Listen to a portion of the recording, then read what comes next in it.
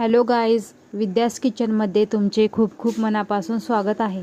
आज आपण खुसखुशीत आणि चविष्ट नमकीन चणा डाळ बनवणार आहोत। मी इथे 1 कप चणा डाळ घेतलेली आहे। चणा डाळ 4 ते 5 तास भिजत ठेवा। नंतर पाणी नितळून कापडावर पसरवून थोडी कोरडी करा।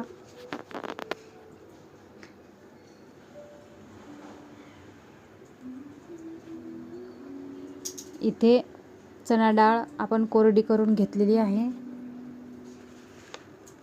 कढईत तेल गरम करून डाळ मंद आचेवर तळवून घ्या।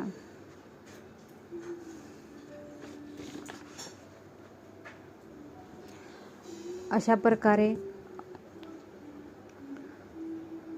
चणा डाळ आपल्याला गोल्डन कलर येईपर्यंत तळवून घ्यायची आहे।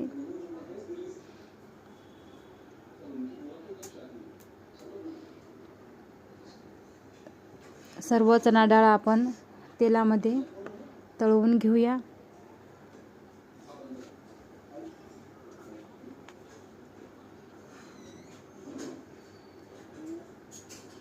इथे मी कढईमध्ये 2-4 लसूणच्या कळ्या घेतलेल्या आहेत, तळवून घेतलेल्या आहेत। कढीपत्ता घेतलेला आहे। आता आपण ह्याच्यामध्ये मसाले ॲड करूयात। 1 चमच मिरची पावडर, हळद, मीठ, जिरा पावडर, काळं मीठ।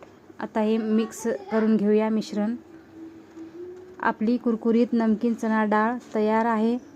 रेसिपी आवडली असेल तर व्हिडिओला लाईक करा, चॅनलला सबस्क्राईब करा आणि शेअर करायला विसरू नका। धन्यवाद।